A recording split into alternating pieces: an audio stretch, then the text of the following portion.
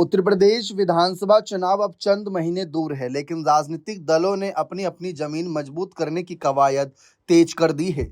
इसी क्रम में एआईएमआईएम प्रमुख असदुद्दीन ओवैसी का हालिया उत्तर प्रदेश दौरा और उनके बयान राजनीतिक गलियारों में नई चर्चा को जन्म दे रहे हैं।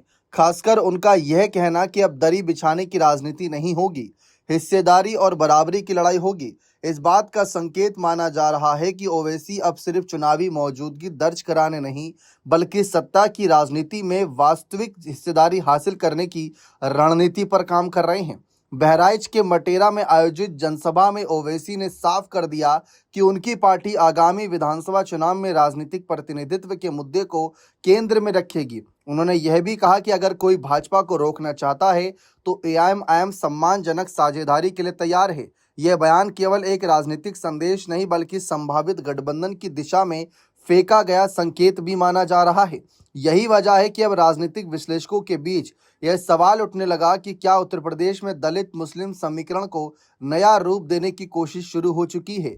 क्या ओवैसी बहुजन समाज पार्टी की प्रमुख मायावती और आजाद समाज पार्टी के नेता चंद्रशेखर आजाद भविष्य में किसी साझा राजनीतिक मंच पर आ सकते हैं। दरअसल तीनों नेताओं की राजनीति का एक साझा बिंदु है प्रतिनिधित्व और सामाजिक न्याय का सवाल।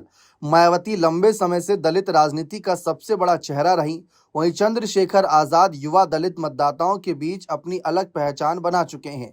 दूसरी ओर ओवैसी लगातार मुस्लिम राजनीतिक प्रतिनिधित्व को बड़ा मुद्दा बनाते रहे। ऐसे में यदि सामाजिक और राजनीतिक समीकरणों के आधार पर देखा जाए तो इन तीनों के बीच संवाद की संभावनाओं में पूरी तरीके से इनकार नहीं किया जा सकता। हालांकि रास्ता आसान नहीं है। मायावती अब तक किसी भी बड़े गठबंधन को लेकर बेहद सतर्क रही। बीएसपी की रणनीति हमेशा स्वतंत्र राजनीतिक पहचान बनाए रखने की रही।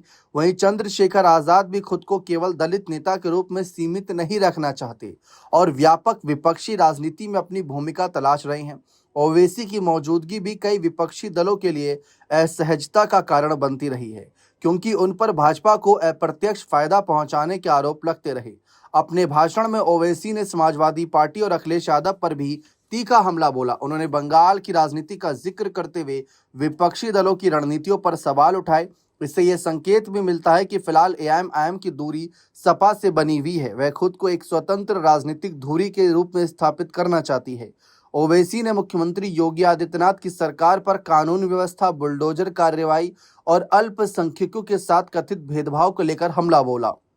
साथ ही इंटरनेशनल मुद्दों पर पीएम मोदी को भी घेरा। ईरान, ओमान समुद्री क्षेत्र में भारतीय नागरिकों के निधन का मुद्दा उठाकर उन्होंने केंद्र सरकार की विदेश नीति पर भी सवाल खड़े किए और मुस्लिम मतदाताओं के बीच अपनी राजनीतिक पकड़ मजबूत करने की कोशिश की। उत्तर प्रदेश की राजनीति में फिलहाल तस्वीर साफ नहीं है, लेकिन इतना जरूर है कि बीजेपी के खिलाफ विपक्षी वोटों के बिखराव को रोकने की चर्चा तेज हो रही है। यदि आने वाले महीनों में मायावती, चंद्रशेखर और ओवैसी के बीच किसी स्तर पर संवाद शुरू होता है तो यह राज्य की रणनीति में एक नया समीकरण पैदा कर सकता है।